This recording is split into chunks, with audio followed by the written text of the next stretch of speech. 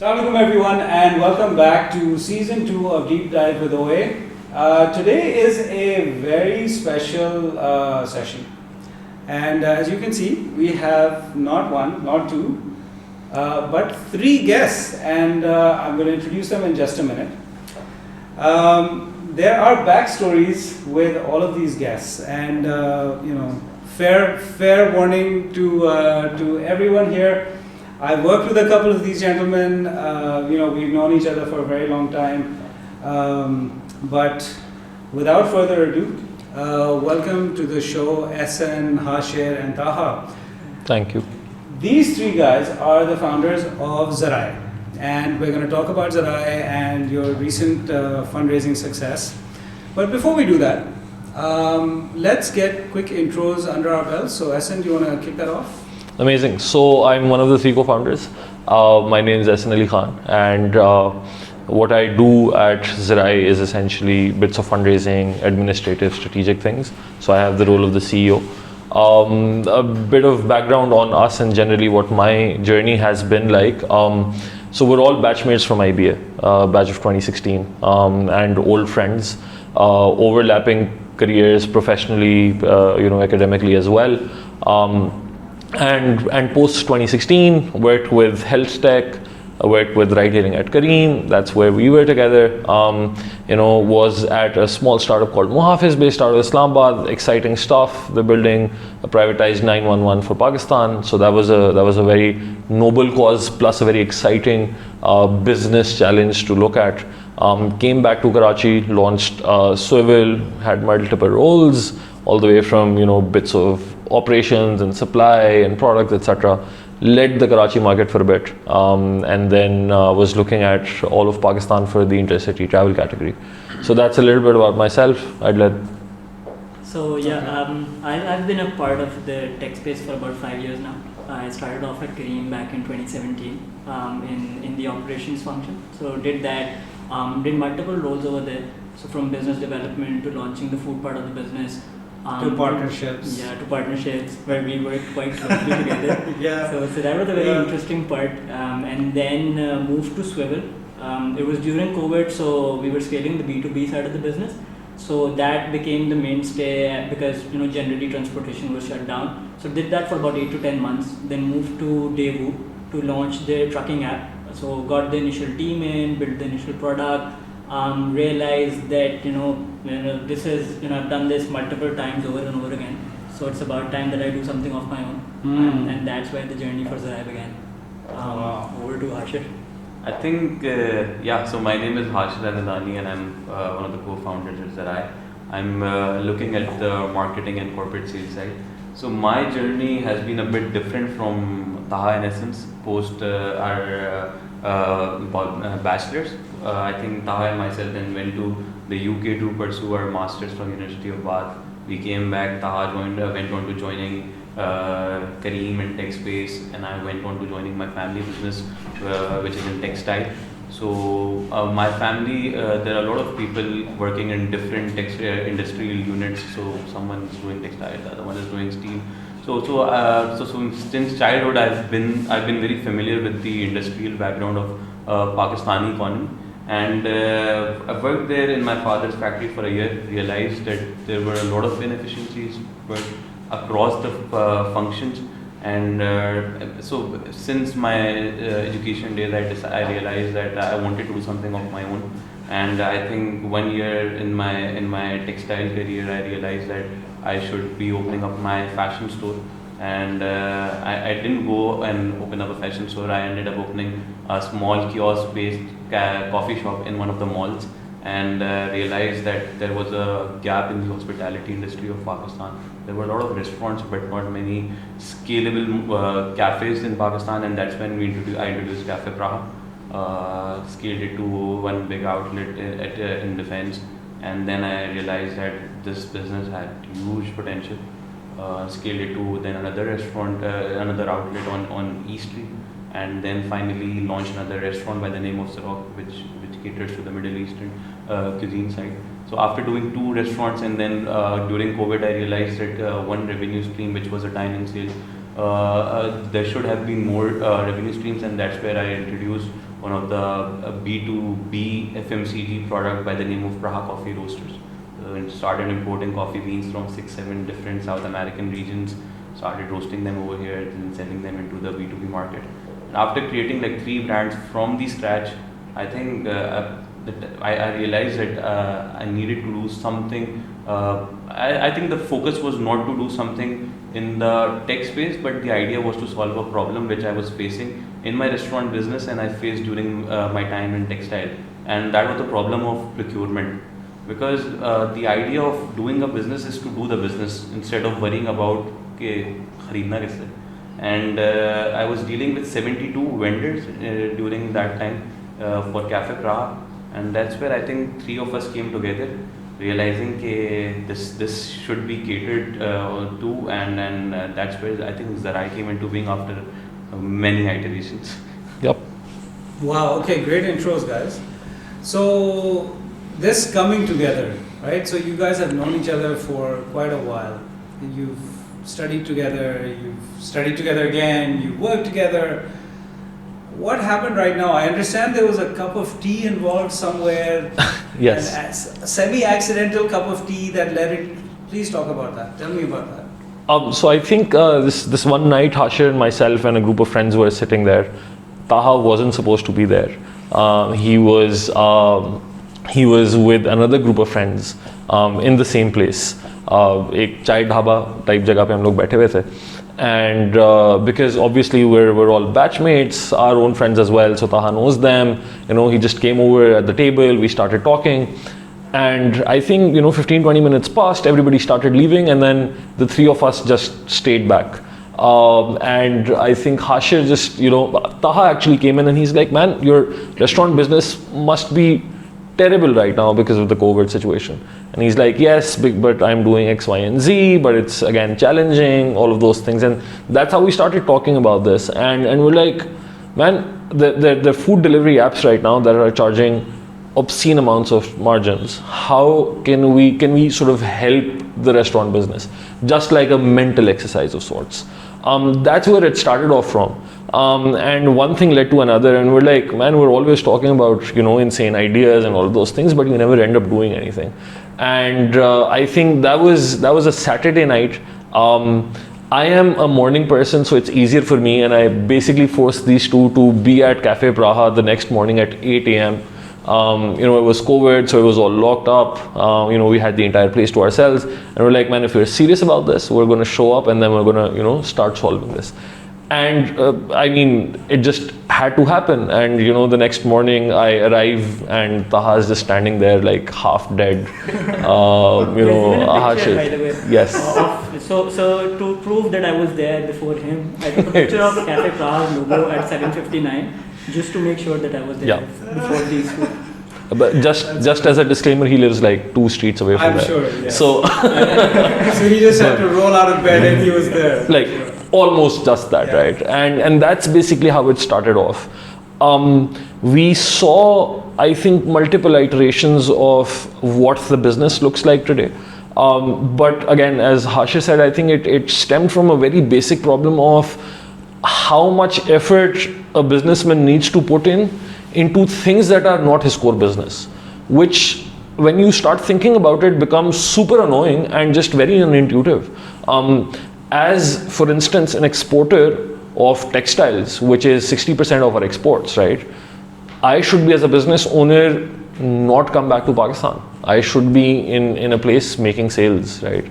How can I, or if I'm here, I should be, focusing on my operations. I should be focusing on my manufacturing, rather than worrying about, okay, have I gotten product X on time? Have I now gotten product Y on time? Because the entire production plan sort of goes berserk if the things are not there. And I think that remained at the heart of everything that we did. Despite all the iterations, I think that remains the very basic purpose of what we're trying to solve. How can we help the businesses to focus on things that add, exponential value to their lives while solving the current problems that they have, sort of stitched together there. So that is what Zaraye does? That is what Zaraye does. And the purpose of Zaraye is to simplify the lives of business owners? Yes. To allow them to focus on their core business. Precisely. What we do is we realize that so if you look at the industrial sector of Pakistan and generally you look at different categories, on average you'd see that 65 to 70% of the money that a business spends goes to raw material bills, right? And it becomes a big major chunk of where you're spending your money at. It also becomes the one basic function of how well you'd be able to do your own business, right? So if the quality of the cotton yarn that you're getting is not great, and the dyeing output is not amazing with the colors, the order gets cancelled, right? Yeah. So it's a big major chunk of your cost set, but it's also a big major chunk of what you're able to eventually produce. So what we do is we help the businesses procure these raw materials at the best prices with the deepest quality insight that we can give with all the after sale services. So that's one part of the problem. The other part of the problem is, and I think it's more extensive, and Taha is the best person to talk about this, is when working capital cycles get so tough for these businesses to manage, we help them also finance this inventory as well. Because if you, versus let's say food or FMCG relatively speaking, in the industrial manufacturing sector, the working capital cycles are much longer, right? So, you're spending the money today, you're getting your money back on the output 90 days down the road. How do you as a business pay wages, pay electricity bills, manage all your expenses, all of those things, while also investing 65-70% of the cost into inventory that is right now just still getting processed and not making any money, right? Yeah. But I think that's a deeper problem. Taha is the best person to talk about. So over to you, Taha. So I think once we initially started off, we realized that price discovery is a challenge for these businesses, given that they're working with multiple intermediaries. But a bigger challenge for them is to actually, the reason why they're working with those specific intermediaries is because of the fact that they gain access to credit. So today the market functions in a way where, let's say I know 5 people in the market who are willing to give credit to me. I would tend to work with them because I know for a fact that they wouldn't be resistant to put their money. Yeah. Now the challenge was that those 5 individuals then charge exorbitant amount of premiums because they realize that you don't have anyone else to go to, and also that might not be the case, that the raw material that they're giving is the best rate that you're getting. So we realized that it's a 2-part problem, and as Ahsan said, that working capital cycles generally in the industrial space are much longer. So for us to crack this, we realized that it's not just going to be us getting adequate supply on board. We need to also get a good financing, credit risk management engine in place so that we're able to provide them with this working capital so that they're able to scale quickly. And that's how it became a part of our journey, where we feel that we need to crack both of these together. Amazing. So let's talk about the journey a little bit as well, right? So you guys decided, you had this cup of tea, you had your morning session at Praha, you had multiple sessions after that. At what point did you decide to take the leap? Because there is always a point where you're confronted with that choice, right? Okay, 2 full-time or not 2 full-time. So when did you guys decide, and how was that decision making for you guys? I think the one person who was the most pivotal in bringing us to that decision was Hashair, because again, I think being an entrepreneur himself, I think he comes with that background and the ability to take the risk. I think this was more collective courage stemming from Hashair himself, to be honest. And this, again, we were brainstorming and discussing ideas and all of those things. And this one day, Hashair, it was Hashair's rooftop. This one night, we're just, again, going through those processes, trying to figure out, because, by the way, it took us some time to figure out why people won't go and aggressively look for better prices, right? So, the very basic questions that now seem so intuitive were actually big questions we had no answers to in the beginning. And we're going through that process, and I think this one day Hashair goes like, man, I mean, the opportunity is insane.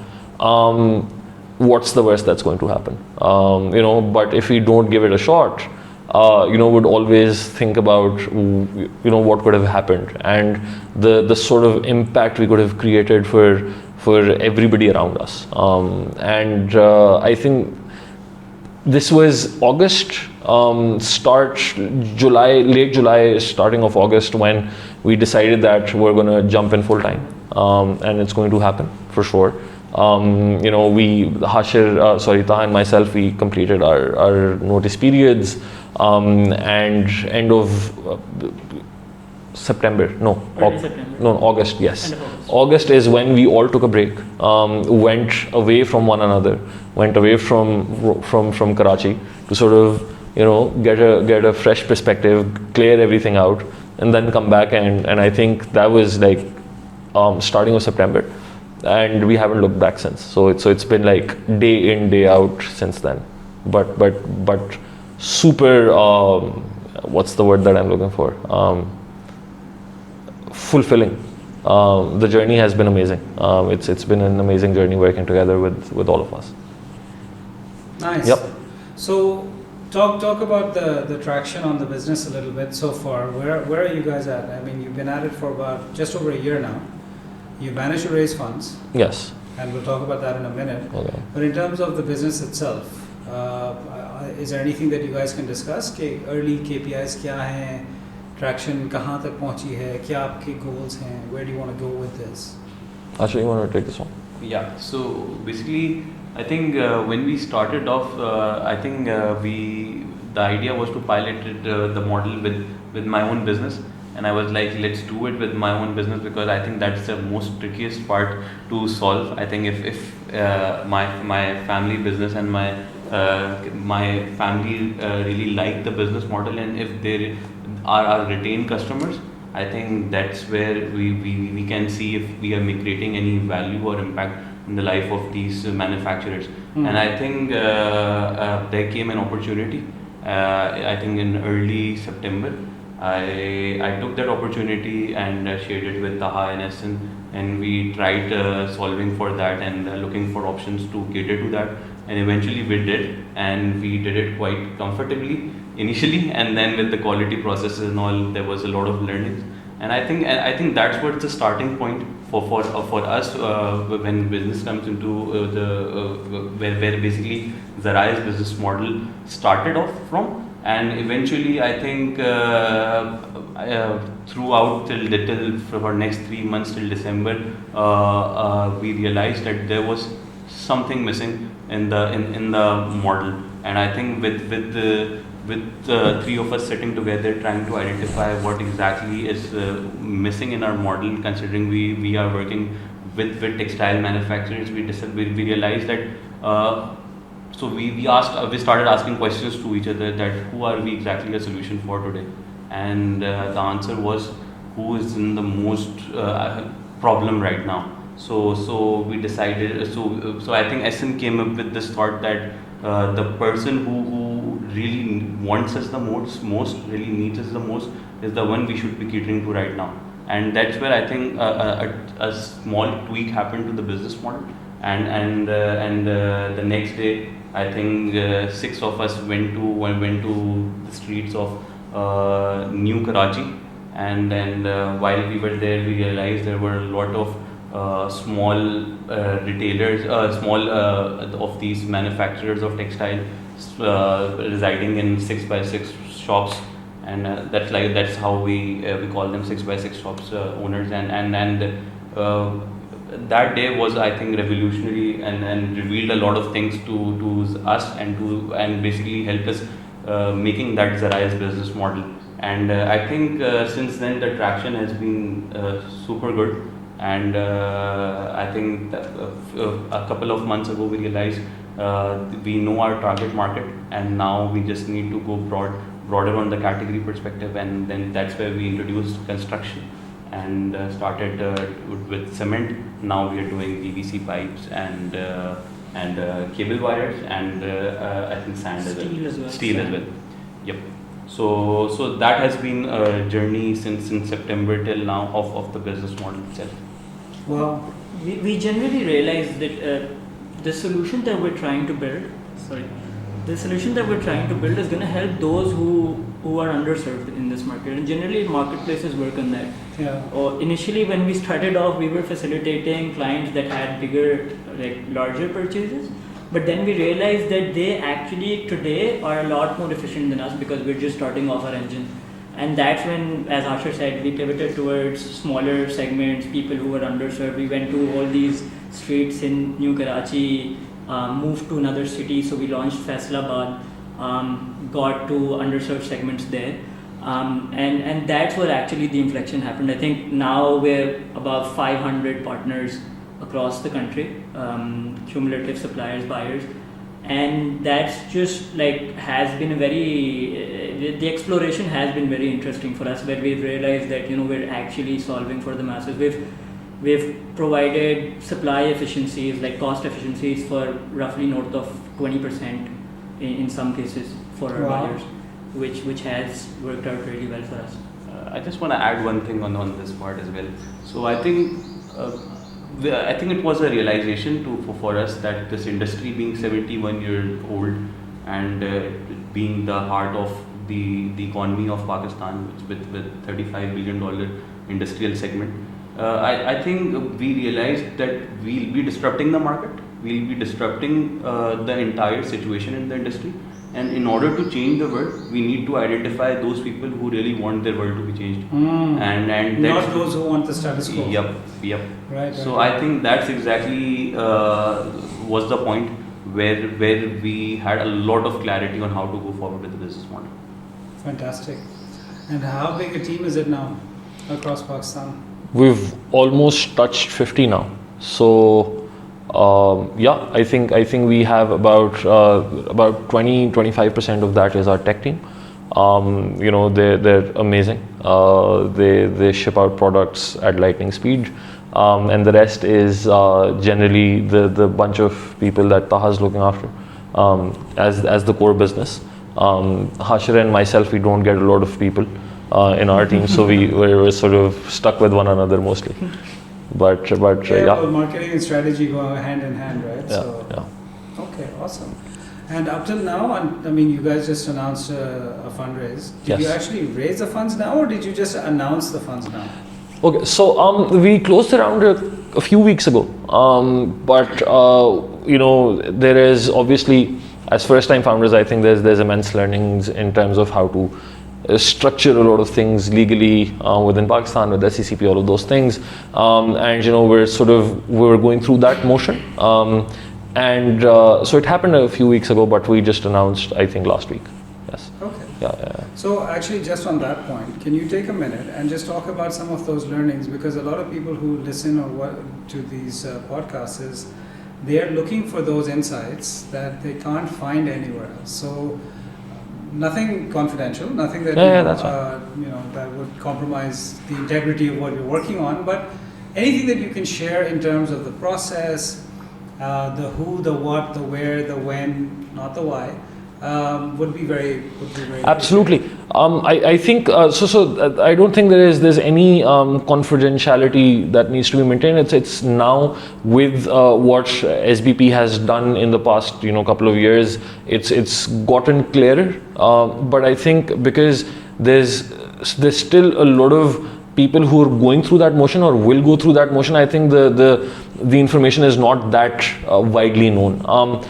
Essentially, how it happens, the story starts where an international investor would want to invest into Pakistan, but are more comfortable having a legal structure where they're surer relatively of being able to get the remittances back out of the country, right? The repatriation of the funds. And it makes it easier structurally if you have a holding company outside of Pakistan and an operating company inside of Pakistan. The best way of going about this is going with number one, lawyers who've been through that motion, because there are some structural things that we had to go through again and again. But luckily, our legal counsel is amazing. He with his team has helped us every step of the way. the banks are involved because the communication between yourself and the SBP and SECP would essentially happen through your bank. So make sure as an entrepreneur that the POC that you have at a bank is somebody who's well versed with how this happens, because as a startup, every day is like an eternity, right? Because you have to do everything right now.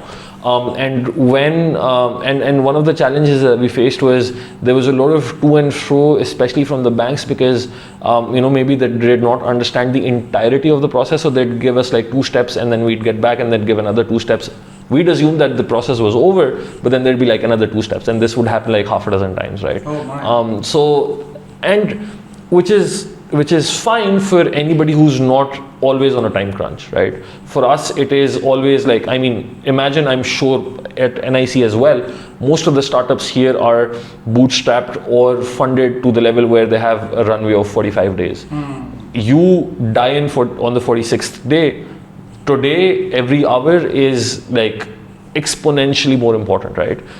So that is something that we understand as entrepreneurs. That is something that generally outside of this world, people would find it difficult to understand. And I think that's where information and understanding of the process flows come in a lot handy.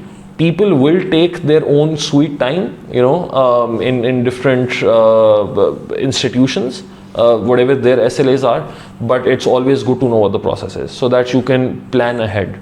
But I think there's a good understanding with the investors as well, that there are certain legal structuring processes that happen parallelly while the startup needs to get off the ground and be very, very quick.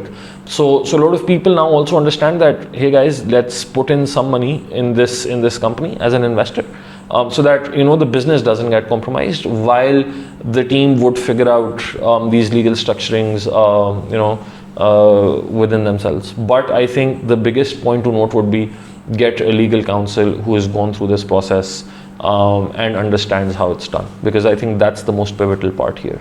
So do you guys have in-house legal counsel, or it's still outsourced? It's outsourced. And are you comfortable sharing that law firm's name? Yes, Mr. Shaji Hanfi and Co. is an old friend and a great partner when it comes to legal matters. They will appreciate the shout out. Absolutely, Shaji, you're the best. They're going to get inundated with founders calling them, which is yes. By the way, one more person that I'd like to name here is Ahmed Usman, who was very forthcoming with help. He's again one of the leading counsels to set up your incorporation when it comes to startup funding, etc. All of those things. So him and Shaji, who's our legal counsel, I think best people. Awesome. They've helped us a lot. Very helpful.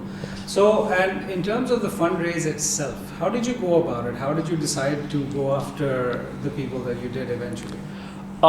So I think our story is what I would assume a very average story of how founders go through. No, I don't think so. But sure. Okay. Again, so what you have to understand is, however rational you are, eventually this is like a baby that you're making. So, and you can see the flaws, in the business that you're creating. But when somebody else says, "Oh, we're not interested," it hurts a little bit.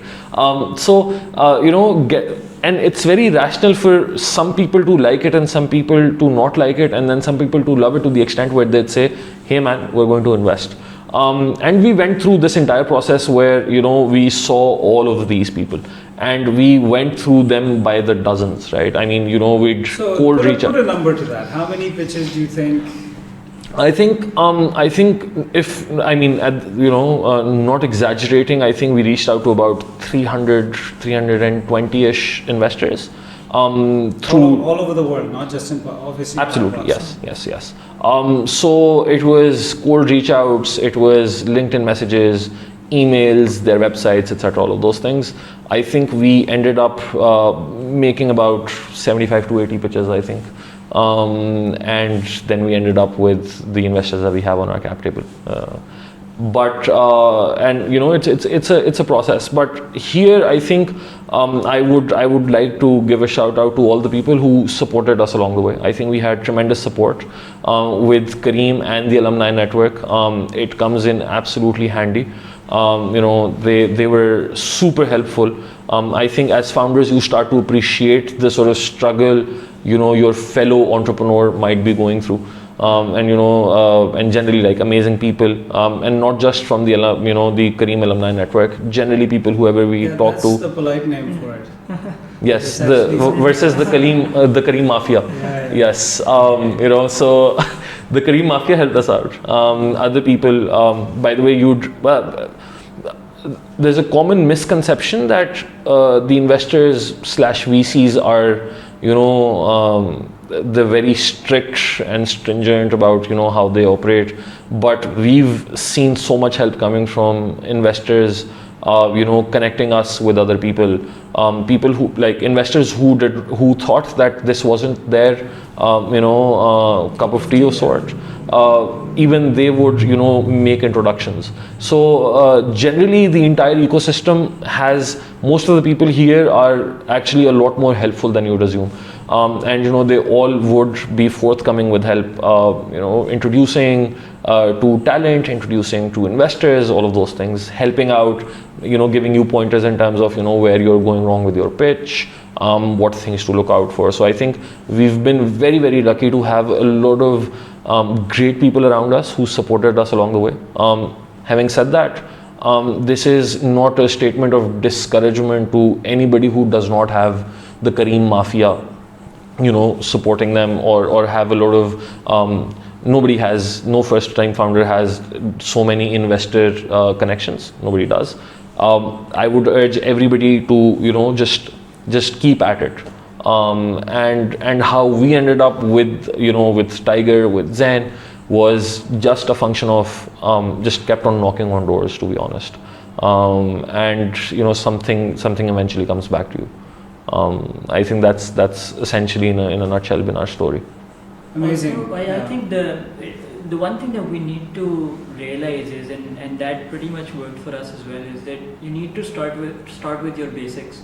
You know, the first check that we got was from Ahsan's uncle.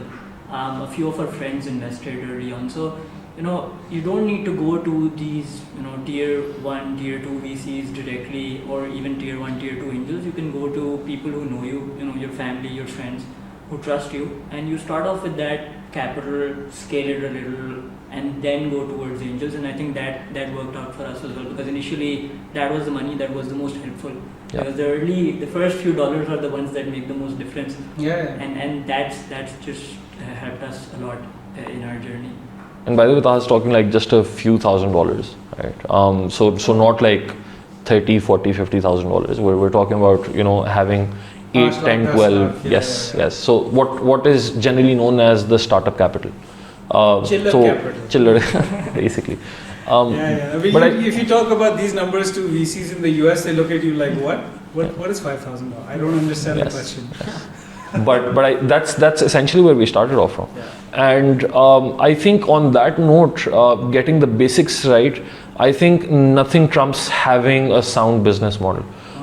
So if you have the basics of the business model right, every time we used to come back from, you know, interviews and, you know, talking to people from the industry, primary research, all of those things, हम लोगों का पहले 2-3, and I've switched to Urdu because it makes more sense there. हम लोगों के पहले 2-3 महीने तक सिर्फ सवाल यही था before we came in full time was, यार क्या business sense बना रहा है? Is it if we're not a tech startup, we're bootstrapped, we get no investment, would we still take some money home? And if the answer is yes, only then this is a viable business.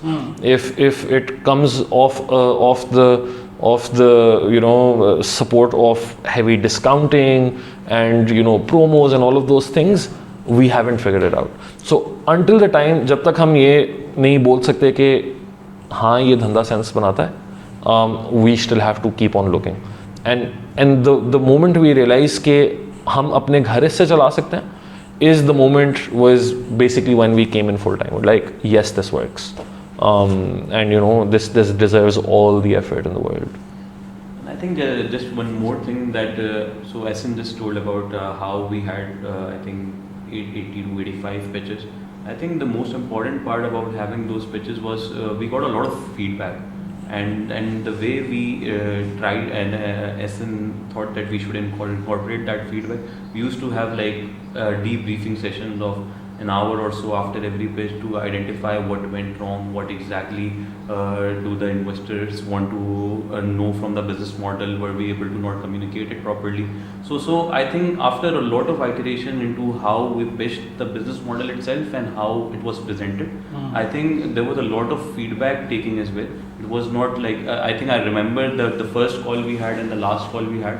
Not the last one for the round. Yeah, so it had a lot of difference. The business models was still the same, but how we communicated and presented the model, it was, I think, very different. And I think that's the most important learning for me, that whenever you get a feedback, just try to hop onto it. Amazing. So what is next for Zaraye? Where does this story lead? I'm not going to ask where it ends because nobody knows where it's going to end.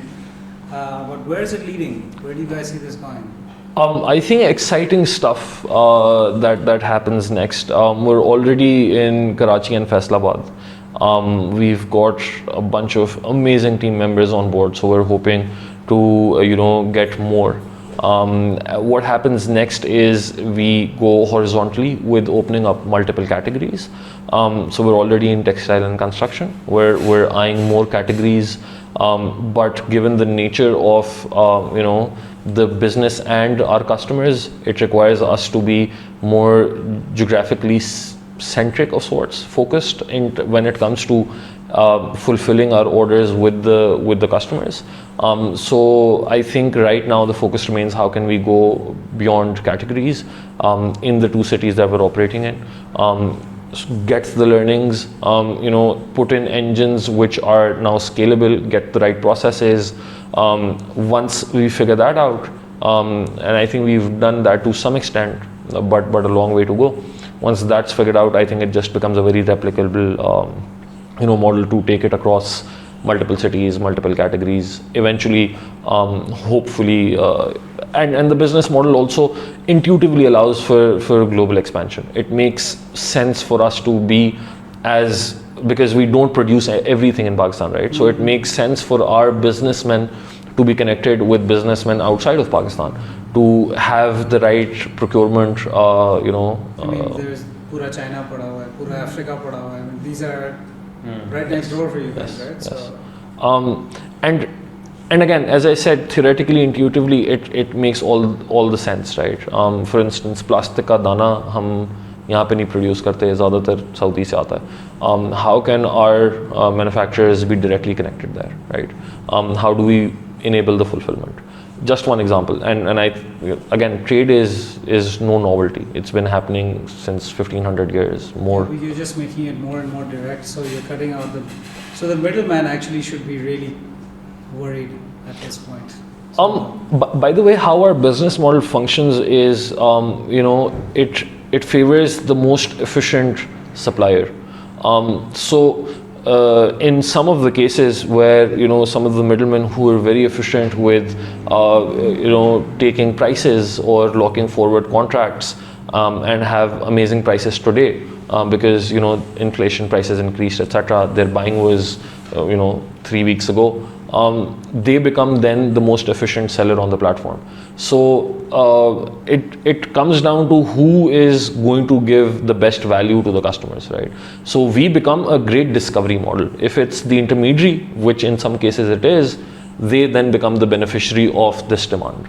So it's a function of how great you are with servicing the needs of our customers. You're also so the suppliers are also our customers, but eventually buyers, where do they find the maximum amount of value? And I think that becomes the most important part. Amazing. Thank you guys. This has been absolutely enlightening. I don't know what I was expecting, but this was amazing. So what I'm definitely going to do is we're having an iftar next week. So I'm going to invite you guys to come and just just join us for iftar anyway. But also after Ramzan, we've got 2 or 3 events happening at NIC. We've got the incubation of cohort 9, that's already started. We're taking applications right now. We've got the graduations of cohort 6 and 7. That's nice. And we're also doing an investor summit. So investor summit is actually a 1-week event. So we're having startup talks. We're talking to founders who have raised funding. So we'd love to get you on board to actually help us to make that investor summit a little bit more robust. And also we'd love to have you guys back for a session at NIC where you talk about your fundraising journey. Because it's all very well to talk about it in a half an hour video, but the chance for the NIC startups to actually sit with you guys, pick your brains, understand what the journey was in more depth, I think would be amazing for them. It's been an honor being here, and we'd love to be here again. Well, thank you guys. Thank you so much. Ladies and gentlemen, it's been an amazing session on Deep Dive with OA. Thank you all for watching, and we will see you next time. Bye for now.